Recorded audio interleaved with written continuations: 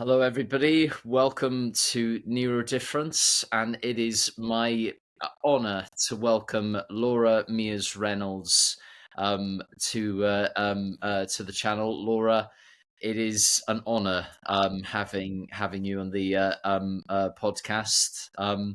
You yourself were diagnosed with ADHD. What experiences led to your diagnosis, and when you got your diagnosis, how did you feel? Well, first of all, thank you very much for having me. The honour is all mine, so thank you. And it has been calamity and chaos since we even tried to start this recording, so thank you for your patience. I'm a walking cliche as ever. So I discovered that I had ADHD through a conversation with a friend. Now, I'm absolutely terrible with numbers because I have co-occurring dyscalculia, but as my memory serves me, I got diagnosed in 2022. And I'd been on the waiting list for 3 years at that point, and I think it had taken me about 2 to even get that far. So what's that? 2022, take away 5, not going to do it. But I had this conversation with a friend, and she, to my mind, was very, well, okay, let's be honest. I had the same stereotypes as everybody else. That's what we were brought up to believe, was that it was just little boys, hyperactive in presentation, perhaps even something they would grow out of. I didn't fit any of the stereotypes, and neither did my friend. So she's telling me I've just been diagnosed with ADHD. She's Australian. She got diagnosed in Sydney. And I was like, well, what does that look like for you? Because I would never think that sounded like my understanding of you. She said that she struggled with various things, her finances, organization. I think the one that really stuck out for me was that she said, although she is very successful in her career, which I definitely was not, she was putting in all of the extra hours. She was staying late. She would stay up way into the night, worrying that the next day was the day that she would be sacked, etc. And as she was kind of explaining these things to me, I was just like, wow, okay, well, if you've got it, then I definitely have it, because your life is looking a lot more together than mine. So I'm just, yeah, my life's a bit of a bin fire. So yeah, I must have it too. And she was just kind of very subtly sort of saying, yeah, about that. Yeah, that's kind of why I'm having this conversation with you. But even from that point, I sort of didn't really take it that seriously. And I think I know that's because at the time, all of the issues I was having in my life, all of the awful situations I'd gotten myself into, and bad relationships, and all sorts of failures, for want of a better word, I accredited still to myself. Even though I could see the list of symptoms, I didn't really put 2 and 2 together. I still was very much blaming myself for my bin fire of a life. And then as time went on, and my hormones started to evolve, as we know, the different hormonal stages of life can exacerbate or at least impact or change our symptoms and the severity. I started to go, oh, hang on a minute. These things are linked. It's not just this idea that, okay, my hyperactivity comes in the form of hyperverbality or the stimming. I mean, my nails are awful at the moment. I just sit and I gnaw at my hands. I don't really keep still. I just kind of put those things in it. And as I started to tie the two together, I realized, and that was from reading not just the suffering, there's always been suffering, but reading more into it, understanding the commonly co-occurring conditions. For myself, I had started going to the GP at around about age 14 for anxiety, depression, eating disorder, insomnia, and learning that all of these things were actually quite commonly co-occurring conditions. As we know, so many of us, we don't just have ADHD, we get the lovely side dishes served alongside the main course. And, I started to go, okay, well, hang on a minute. Really, actually, I was showing quite clear symptoms from that age for my whole life. I had these commonly co-occurring conditions. How on earth was this missed? And I got myself on a waiting list, and very naively, and I was lucky even to that point, because I know that so many people are dismissed by their GP. They're immediately dismissed, and they don't even get as far as assessment, right? But mine was all right. They just went, okay, yeah, we'll add you to the list for assessment. That's fine, great. But I very naively assumed that that was like getting anything else. Like I might have had to wait a month or something. I really didn't understand the wait that I had ahead of me. And it was 3 years. And in that time, I moved from where I was living at the time, which was in Norfolk, to Aberdeen in northeast Scotland. And when I got there, or just before I got there, was when I started to go through or see the early signs of perimenopause, which again gave me another wallop with the old symptoms. And on top of that, I lost a friend to cancer. Sorry, trigger warning. And what I've also learned is that ADHD and grief symptoms not only can overlap, but they can also exacerbate each other. So by the time it got to 2021, my symptoms were absolutely on fire. And I was literally in crisis at this point. I'm very lucky to be here. And my husband, we'd moved to Aberdeen for his new job. And it got him access to private healthcare. And he was like, oh, actually, I think this might get you access to private healthcare. Obviously, neither of us reading the fine print. And I was like, oh, yeah, it does. I'll ask them if I can get an ADHD assessment. And they said yes. So it was a complete fluke, because it would have been another couple of years. And I truthfully might not have made it, and definitely wouldn't have been able to afford to pay for private. And so when I got my assessment, I realised I've been talking for a really long time. I hope it's okay that I'm rambling, and then it makes some coherent sense. But I realised that actually, not only was it a very liberating, it was a relief. I was relieved to have my diagnosis, and I very quickly afterwards was able to start titration. So I was diagnosed in January of 2022, and in March I started medication. I went on Elvance and responded so incredibly well to it. And it's not that whole, there's the people say it's like putting on glasses and being able to see, and it wasn't really that. It was, where is the sense of dread? Where is that feeling that a lead weight is about to fall from the sky upon my head? Where's that gone? And it was only really then that I understood that the anxiety that I had was my base level of existence. I didn't necessarily know that I was anxious at all times. That was just called living. And I had never experienced life without this absolute dread and fear and worry at every second of the day from the moment I opened my eyes. And so it was suddenly like, oh, I'm not really afraid. And I'm still thinking a lot of thoughts and saying a lot of words, but like I have less of a fear to vocalize them or actually get started with them. And I'm not going to say that like I don't start multiple tasks at once still, because I do. It happens all the time. I'm totally distracted all of the time and always doing all of the things, thinking all of the things and saying all of the things. But there is less fear. And that ability to be able to actually move forward with anything, paired with the understanding of the enormity of this ADHD crisis that we are in, was what spurred me into action to try, because my life was absolutely saved. And again, by complete fluke, not by any merit or any money of my own. Like, my life was saved, and that's not right. Like, I'm grateful for that, but that's not okay. And like many people who have the condition, I have raging justice sensitivity.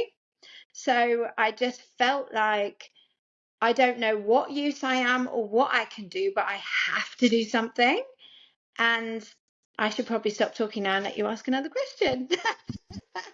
Well, you just reminded me of another key aspect of Neurodifference, which is this podcast was made to showcase inspirational stories of neurodivergent people for the purposes of raising awareness of real people's experiences, because I think there's a lot of I reckon there's a lot of misinformation out there about neurodivergent conditions and disabilities in general.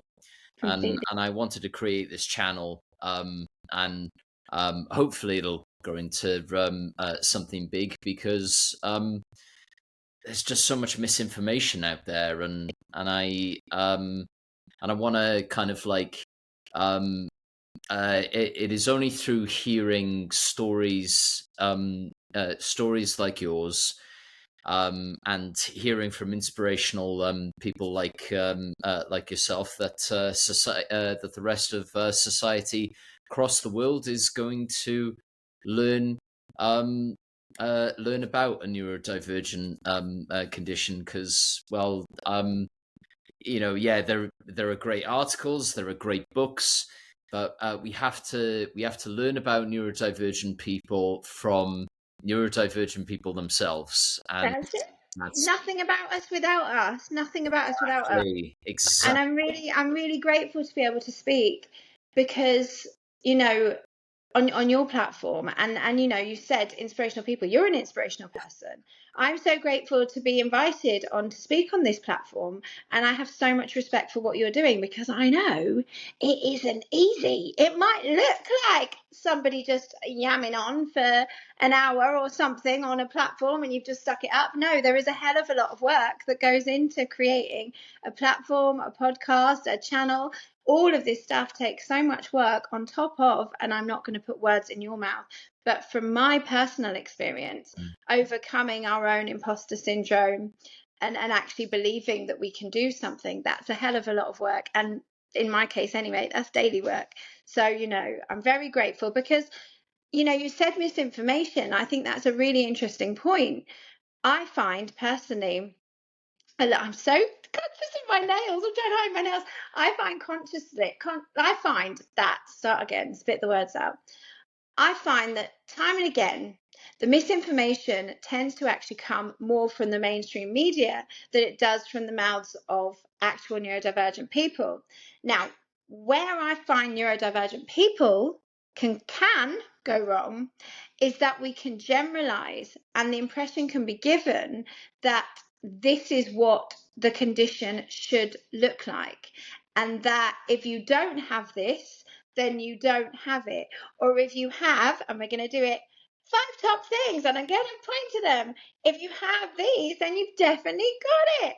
That's where the misinformation part comes in. But what I will say is, my platform, which led to a peer support community, so many of us found out about our neurodifference, found out about anything to do with ADHD through TikTok. And so many of us, again, I'm not going to generalize, so many of us have that laser beam hyper focus, that what TikTok has done is started a chain of events in which you go, hang on, you what? What's that about? And then we've burrowed all the way down the rabbit hole and pretty much have a PhD in ADHD. So it's not like, yes, that might be inaccurate. I know there was a study done and it was something like 59. I mean, I'm making up numbers now because, let's be honest, I don't understand them. But I'm sure it was a large percentage of videos found on TikTok that were spreading inaccurate information. But I would argue far less damaging than the misinformation in mainstream media, because I know that those people who have been impacted by that and have gone, oh, actually, that could be me, have then done their goddamn homework before they've even gone to a GP, right?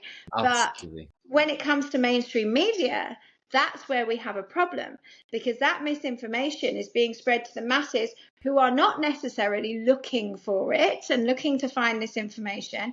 They are just opening the newspaper and reading another trend, another bandwagon, another benefit scrounger, overdiagnosed condition and excuse, and all of the horrible vile ableist shit that so many mainstream media publications are spouting out into society is further polluting the minds of non-neurodivergent people and making it dangerous for neurodivergent people. Could I ask, and I'm sorry to have interrupted you mid No.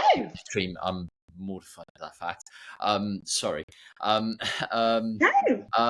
I see. I find that like very, very surprising, given the prevalence of neurodivergent conditions in today's society, because Yeah. like 1 in 100 of the UK population are estimated to be autistic. Yes. I reckon it's a similar kind of level. I'm trying to remember my figures now. In relation to ADHD, I think, what is it? 1 in 200 people in the UK are said to be ADHD or something like that. Yeah, it's something like that, but there is they're sort of contested, because it's how do you measure it, etc., etc. So I think the numbers are always a bit whatevs. Yeah. Well, I've call me naive, maybe I am, but I think I've spoken to many people. I used to work for an autism charity for many years, and the chances of, even if somebody wasn't autistic or neurodivergent themselves, the chances of them knowing someone who is neurodivergent in some capacity, whether it be autism, ADHD, it was, I encountered so many people who knew somebody who was neurodivergent. So I think neurodivergent conditions, and I think this is especially prevalent for ADHD. It impacts so many of not only the UK populations, but also the US as well, potentially. I reckon there are loads of people, that we don't know, that could be neurodivergent. Do you reckon that's the case? Oh gosh, 100%. It's everywhere. It's everywhere. And I know that sometimes people are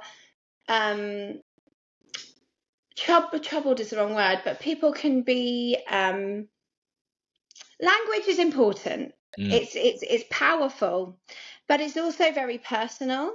So people could say, oh, neurodivergent, neurotypical, it seems like there's two different sides and we're at war with each other, and actually shouldn't we all just be different, and shouldn't we all yes, we should. It should be seen that way. We are all completely unique. We are diverse as a neurodivergent population. We are neurodiverse in humanity. Like, of course, we should all just be our own unique individual type, and there should be no difference well, it's all different, so what does it matter? But really, I think at this moment in time, it is so important that all of us are seen and acknowledged, and not just made to feel like, even though we are different and the difference does need to be celebrated, the issue that I have is that my lane is very, very specific. My audience is very, very specific. And I know that alongside all of the different neurodivergent conditions, even within ADHD, this spans out absolutely everywhere, from education, in the workplace, parenthood. This impacts every single area of anybody's lives. But I speak of this very niche moment. I am directly kind of speaking to and fighting for people like me who have been dismissed, mistreated, misdiagnosed with different conditions. There's a terrible joke. What's the difference between bipolar and ADHD? Women get bipolar diagnoses. And that's not to say that all people with bipolar have been misdiagnosed. God, no, I would never say that. And people can have bipolar and ADHD at the same time. But what the joke speaks to is the stereotyping of like, women don't get ADHD, or they didn't. And now that we're finding out that they do, we're doubling down and saying that they're all just jumping on a bandwagon or trying to get benefits or trying to excuse bad behavior, etc., etc. The people that I'm speaking to have already been so failed and are going to continue to be, because the waiting lists are so very long, or it's a postcode lottery or paid for privilege, when so many of us are either already in debt, or many of us can be unemployed. So I'm very much speaking to a very direct, tiny piece of this ADHD community, of this neurodivergent, I don't want to say puzzle, but it's all of us together in the trenches, and this one's my lane. Do you know what I mean? Yeah. And speaking of your incredible group, you've just started ADHD peer support groups, as you alluded to earlier, in many locations from Aberdeen to Oxford. What are the support groups like, and what led to your amazing group starting them? Well, so it's funny, really. It all started with the podcast. So at the time I was just about to get diagnosed. I think I only had to wait 3 months once I got that in with the private assessment. And in that time, I started listening to the podcast, the ADHD Adults. And it really, really spoke to me, because every other podcast at the time, or predominantly, was American and very much more focused on how do we thrive, which is fantastic. There's space for that. We absolutely need that. Of course we do. But not like, what the hell do you do when you find this out really late in life and people don't believe you, and how do you come to terms with this? And just speaking in really normal terms, in accents that I recognized. And I said, okay, so I started listening to it. My neighbor at the time that I just moved to this place, my neighbor 6 doors up, we'd had a conversation, and she'd said that she was also about to be assessed. So I said, oh, you should listen to this podcast, the ADHD Adults. And she said, oh, we should start our own. And what she didn't realize is that I actually had done some podcasting in the past. And because I was on this, justice sensitivity mission to do something, I had planned to do some sort of local campaigning, and I was looking into how I could start something to try and make a difference on a local level. And I was like, well, actually, that could really work. We could try and do a podcast. I was about to do a fast fashion event, like boycotting fast fashion and raising funds for the charity ADHD Adult UK, which was connected to the ADHD Adults podcast. And so I was like, well, there'll be some. Say that again. Make sure. To everybody watching this, please check out Laura's podcast. I'd be willing to bet that it's got over 2 million downloads at this. Nearly. I haven't checked the stats for a little while. Yeah, let's get Laura to 2 million downloads. I think it's 1.7 or 8. I think we're getting there. It's just ridiculous, because you've heard me speak. Who wants to listen to this voice? I'm telling you. But no. So I said, well, let's do this podcast, and hopefully by the time the event comes around in August, this was like February, March. By the time the event comes around, or January, by the time the event comes around, we'll be able to signpost people in the local press to the podcast, ADHDAF. And by the time that came around in August, we'd already had hundreds of thousands of listens. Like, it just went insane, because there was nothing like it at the time. Now, obviously, there are so many, which is fantastic, because it means there is so much more awareness. People are connecting to each other. But through the podcast, a lot of people started messaging us all over the world, which was wonderful. And we tried so hard to keep up with it, but we couldn't. It was day and night. I was waking up at 3 o'clock in the morning and sitting there till noon and still getting nowhere and just worrying so much about people who were already being dismissed, desperate for help that can't get it, and of course the awful rejection sensitive dysphoria. I didn't want to add to that. And so eventually just went, let's start a community so that they can speak to each other, because I can't keep up with this, right? And I don't want anybody to be further dismissed. So we started the community. Through the community, really witnessed so much knowledge being shared, so much compassion, validation, support. Really, I am just a late discovered ADHD. 3.5 years ago, I'd never even heard of peer support. I didn't know it was a thing.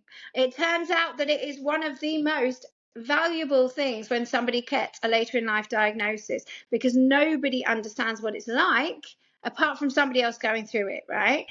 Especially when people are in their late teens as well, and 27, 28. I mean, the amount of disabled people who experience social isolation, 100%. like people, they need these groups.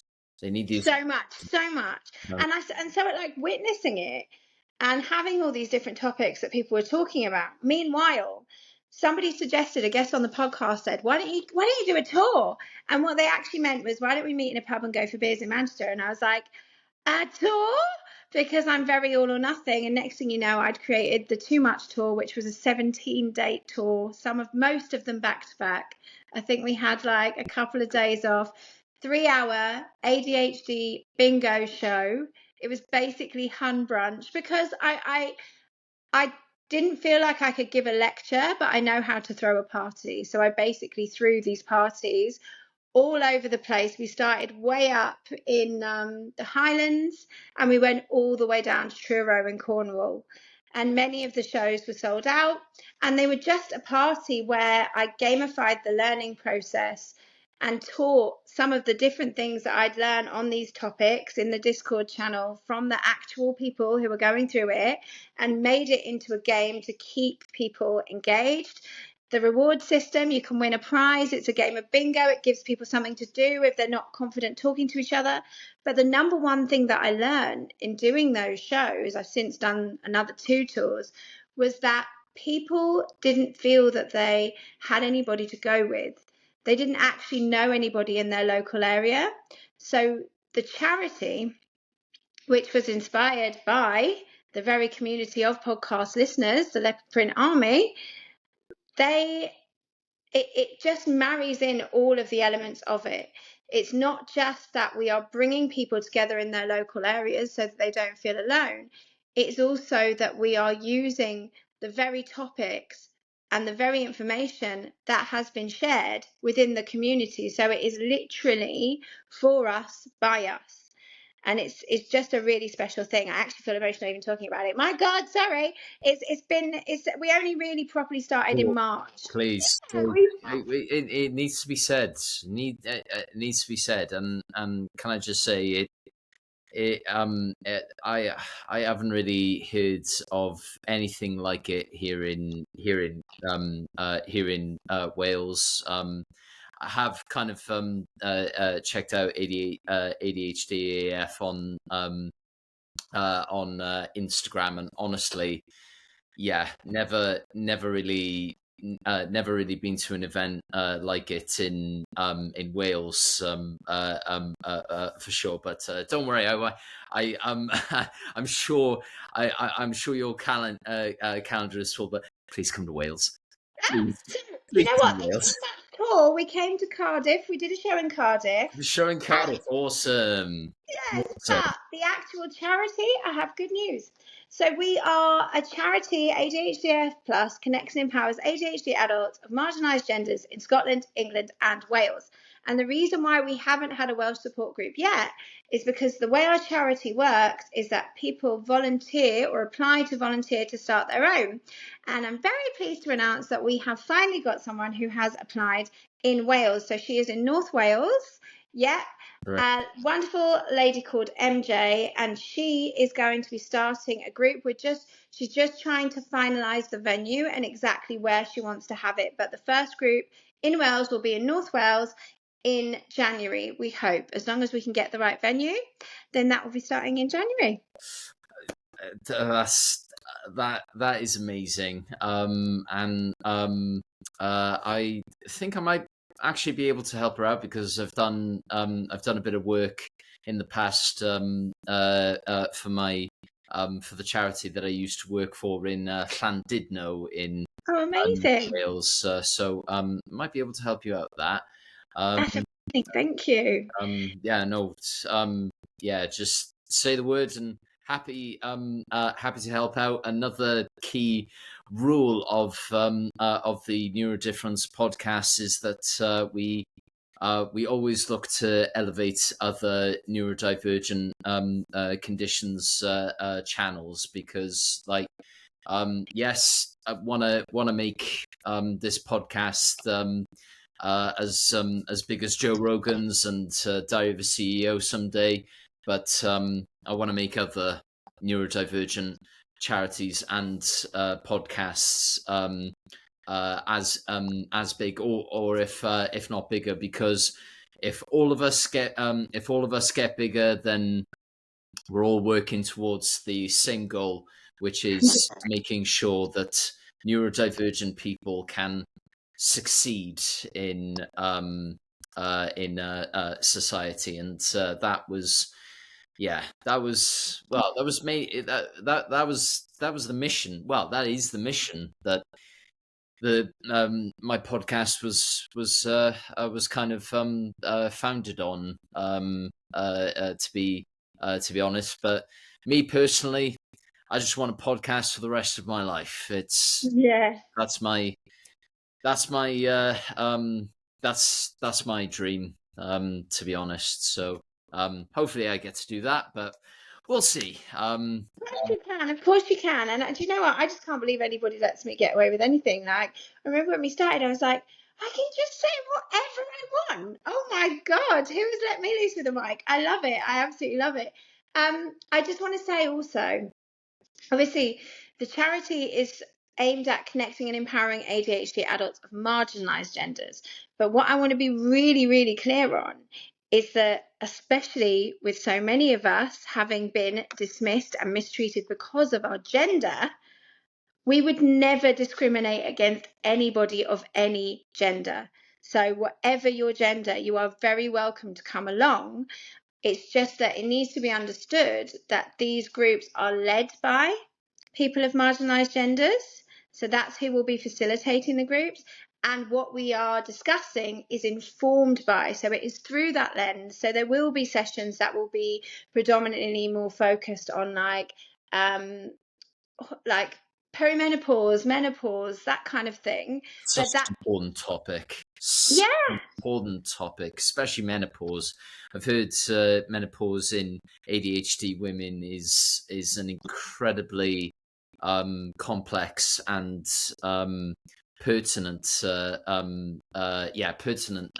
topic, especially at the moment, isn't it? Sorry to interrupt your flow. No, good. No, please never apologise for you didn't interrupt me. It's how we communicate, and I love it, and I'm fine with it. We add on top, don't we? The discussion, which is why I love people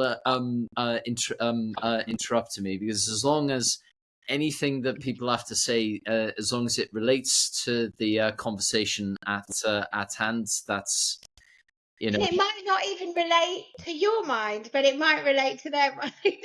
Well, actually, in saying that, a lot can. I honestly can't remember the last conversation where somebody contributed something that I felt didn't relate to the previous topic that they were talking about. So, you know, one minute somebody might be talking about the economics of the country. The next they might be talking about politics, and People may think, well, how do those relate to each other? The important thing is you've got to give people time to Yes, explain how they to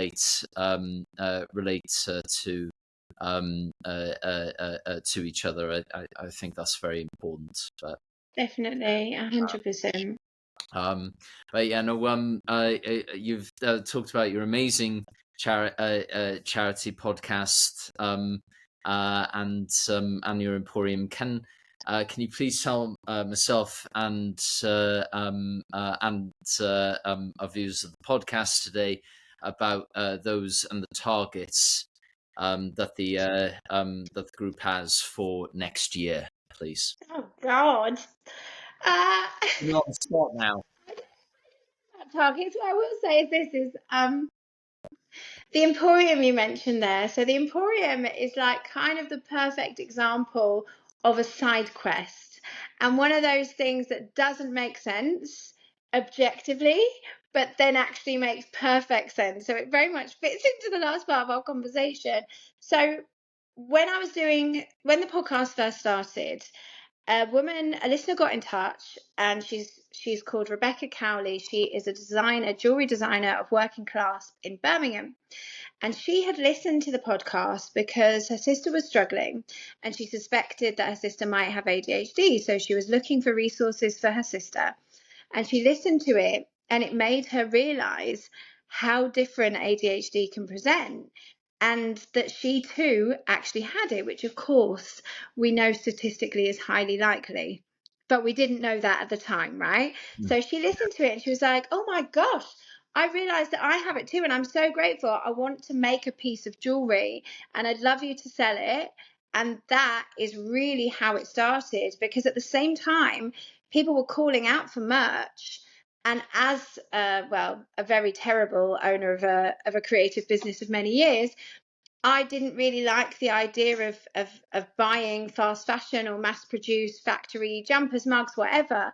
I want to champion neurodivergent small businesses because I struggled with mine for so many years. And so that was how the Emporium was born. So Rebecca was our first jewelry designer. My best friend Stephanie, she is a jewelry designer of all the discos. So the two of them made the podcast merch, if you will, for a while there. And then it's grown into this incredible thing where Steph and I champion the creations of all sorts of neurodivergent makers. So we have everything from like stationery and mugs and jewelry and fashion and all sorts of things. Even my live shows, we have digital downloads so people can watch them.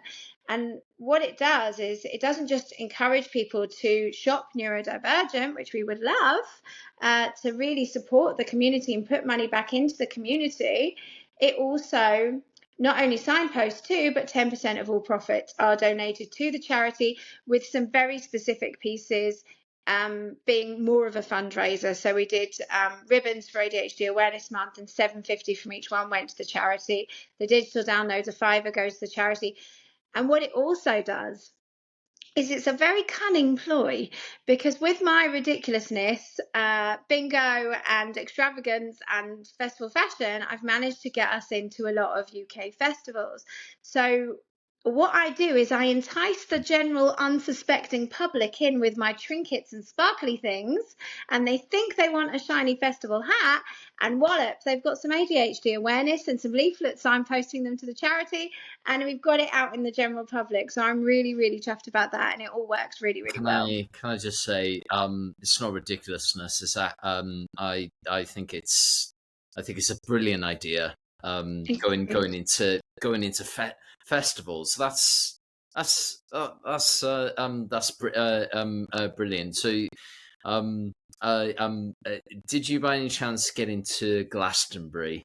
Not yet, but it's on the list. I'm working on it. I will get there. Mark my words, I will get there. I am the prize. But yeah, no. You already have done incredible work. With as you mentioned earlier, ADHD is not a social media trend. It isn't. What other messages would you like to give to anyone in the world who's ADHD or neurodivergent? I should say as well, we have certain listeners who happen to be based in the Philippines of all places. So I am lucky enough to be able to say that some of our viewership are based are based in other parts of the world, and